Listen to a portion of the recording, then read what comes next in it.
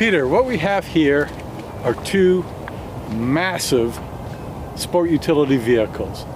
Family-oriented, 3-row, 7-seaters, big money. Big money. You have to be rich. You have to be rich. But there is a huge discrepancy between the price of the Grand Wagoneer Right.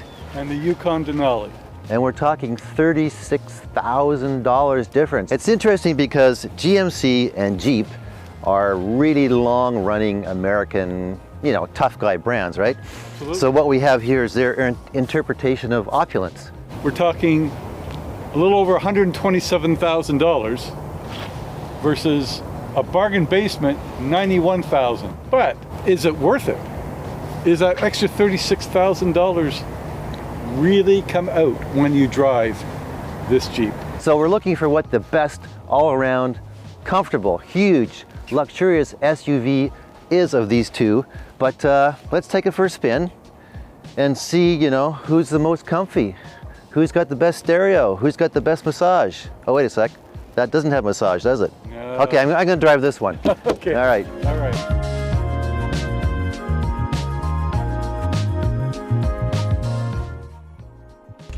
Okay, Brian, Okay. let's go. First, I'm going to put my hand on this wonderful rotary gear selector here, which I think is a ergonomic marvel? marvel. That's the word I was Marvel, looking for. of course. You don't like those, do you? I'm not a big fan of rotary knobs, but Everything's there. It's just so Yeah, easy. It doesn't take up too I much know. space. I know I like a lever. I like something I can, you know, rest my hand on. Mhm. But that's me. But besides that, you must admit the interior of this thing is quite a piece of work, isn't it? Holy crap, I mean- is it ever? I mean, Jeep, they just went nuts here as far as quality and design and attention to detail. It's wonderful. yeah. Well, I mean, they're resurrecting the Wagoneer name after a 30-year absence. They Right. wanted to make a statement, and Well, they certainly did. yeah. And, you know, I guess they couldn't put the wood on the outside like the old one, so they put it on the inside. Well, it's walnut, apparently. Walnut, yeah, it's gorgeous. Stunning, yes. And I'm also actually feeling the seats, which are very comfortable, but also there's a panel down here, and I can select all kinds of massage functions, which are actually really quite good. I think I'll go for the low extend. Uh-huh. Yeah. Yeah. Oh, waterfall. No, waterfall. That's Oh, yes, the waterfall. yes, there we go. Oh my God, this is intense. 6.4 liter Hemi V8, and 471 horsepower. But having said that, and you and I talked about this earlier, it's adequate horsepower. I mean, because this thing weighs 6,400 pounds, just under 6,400 pounds? 3,000 kilograms. Wow. It's ridiculous. But does he do the job? Yeah. Oh, absolutely. Yeah, but you know, look at that little fuel economy. I'm reading. trying not to look at that, Brian. It's What's it reading now? because Peter? I'm the one that has to fill this thing up. Yeah. What's it reading, Peter? The average, it's reading right now 18.7 liters per 100 kilometers. That's average. Ow. Yeah, so you are paying for this power, the sound, and obviously the size of this vehicle. I think Jeep might have missed the boat just by going with the V8. I love FCA, you know, and the Hemi engine. They have made this thing work, but you know, they also have in their pickup trucks a really nice Cummins diesel engine, you know, an inline six. You know, for those who might be a little more concerned about fuel economy, you know, don't want to decimate the planet with, you know, greenhouse gases, it might be a decent choice. Beautiful ride. And And it's- again, air suspension. Sure. Right. And it's certainly nothing you can complain about, but the Denali feels a little more connected to the road. The steering has more feel, and there's a little better body control. Yeah, there's 500 pounds less weight. Yeah, you can kind of feel that. Yeah. And plus this vehicle is longer. Yeah. So Yeah, you're- 5.4 meters. The one thing though, better brakes. Yeah, this thing does have better brakes. Yeah. And the greenhouse here is fantastic. There's just so much glass here. You can see out, low belt line. Mm-hmm. Visibility is great all the way around. Yeah. Headroom, and leg room and hip room, shoulder room, pretty close in both vehicles. Generally speaking, there's just a little bit more advantage for those of us who are a little bit longer in leg or longer in torso. A little more room in the Grand Wagoneer. Big advantage though in towing capability.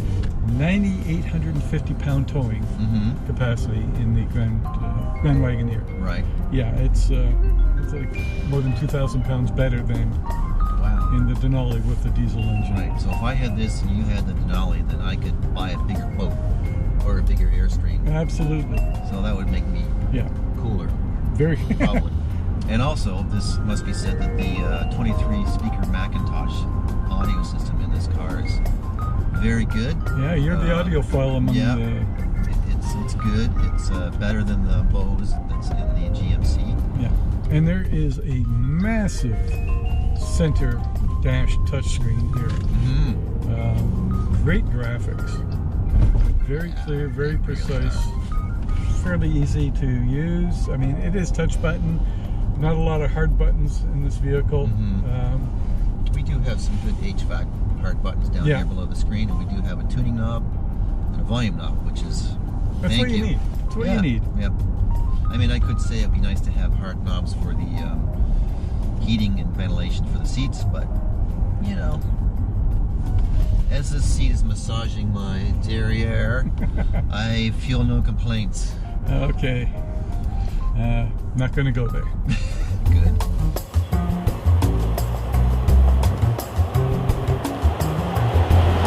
So Peter, here we are in a GMC Yukon Denali. I have no problems with the way this car drives, and the suspension is tuned, you know, very well. Yeah. Air suspension. Yeah. Plus, it has the magnetic shocks, which are very smart, and they keep the body well in control. Dynamically, it's great, but it's let down by this old-style dash with the kind of not great fitting panels, and some of this chrome looks a little, you know, GM old days. Interior is very old school. Yeah. Yeah, you don't get a sense. You get a sense of luxury, but it's okay. Well, is this the best you can do? I mean, the leather is soft. The seats are comfortable. You get a lot of bells and whistles. You know, the heated seats, the steering wheel, the whole bit. You got a decent stereo system. But Bose is okay. But this is a very competitive market. This is looking a little second best. But even at $91,000, it's a whole lot less expensive than the Grand Wagoneer, the Series 3 that we're driving. To me, this doesn't feel like a $91,000 car. Whereas when we get into the Jeep, you look around, you see the wood, you see the beautiful design construction. Part of the problem is the fact that this thing is black on the outside and black on the inside. And I mean, black is great if you're in some sort of American crime drama where the FBI and the CIA and Secret Service all drive around in these things. But so are we the good guys or are we the bad guys today? I think we'll be the good guys. Okay. But we have to put on our shades. Now, one thing I will say that I like about this vehicle is that, sure, we can complain about it looking a bit old school, but everything's here. You want to turn your seat heat on? Look at that. There's a button. Yeah. And you push it, and bingo. Whereas in the Jeep, you have to actually negotiate some menu systems on the touchscreen, which is unfortunately the way things go these days. So hit the nav system. You know, the screen's clear, it's bright, it works. Yeah. In terms of size, this is a little over 5.3 meters in length. Definitely a full-size SUV. And it weighs less. I mean, you know. Can you feel it on the road? Yeah, 5,900 pounds versus the Grand Wagoneer is 6,400 pounds. I mean, 3-ton vehicles. Wow. I like the way this handles. I don't like the way it brakes. You feel the weight of the vehicle. When it comes the brakes are a little soft. Not very confidence-inspiring. No. In terms of accommodations, I mean, there's plenty of room. Certainly up front. There's plenty of room in the middle row. back seat is reasonable. I was looking at the specs between the two vehicles. The Denali has more overall cargo capacity, certainly with both the second and third rows folded. It has more room behind the second row seats, but behind the third row seat, Jeep has a bit of an advantage. But still, you can pack a lot of stuff in this vehicle. So Brian, what do you think of the gear selection system here? Those funny little toggle things you have to pull with your fingers and push. I kind of wish they would just stick with you know, a regular Prindle shifter, but you know, all the manufacturers are playing funny things with their transmissions. You know, buttons this or rotaries that, and you know what? You get used to it. Yeah, you know what I found though, with big gloves, it's hard to get your fingers behind there. Okay. Which is kind of not that great for living in Canada. Or if you're a working dude and you got your work gloves on. But you do get a heated steering wheel, so you really don't need your gloves Well, on you once you get it should warmed hope up. to have a heated steering wheel for $90,000.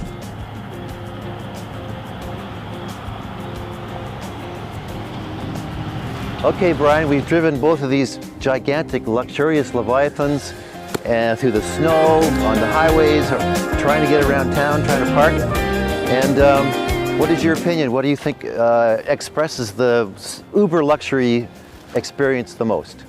Well, in my mind, I have no doubt it's the Grand Wagoneer. I mean, this is brand new 2022 model. Jeep came out all guns blazing. Absolutely. To Yeah, I be agree. seen, be heard.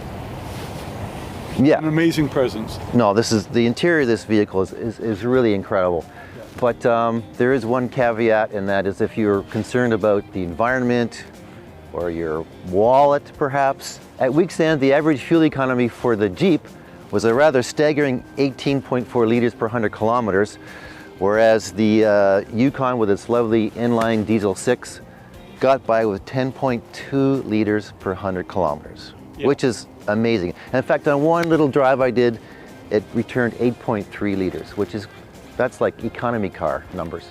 You're looking at a $150 fill-up Yeah, on the Jeep. but the problem is that most people who buy a $130,000 luxury SUV, they're not going to worry about gas prices at all. Well, they should. Well, they won't. Okay. So, throw away the price for a second, because the Grand Wagoneer comes in 3 series. This is the top line Series 3. Right. You really don't have to go ultimate to get ultimate. Yeah, because the Series 1 starts at the same price as this vehicle. And we could also say that if we had a Cadillac Escalade here, it would be a fair fight. But we don't. So this is what we got, and this is the one that turned out to be the most beautifully luxurious, comfortable, fabulous interior. And if that's what you want, it's a great vehicle. For Driving.ca, I'm Brian Harper. And I'm Peter Blakeney. And for more SUV reviews and information, don't forget to follow us on Twitter and Instagram.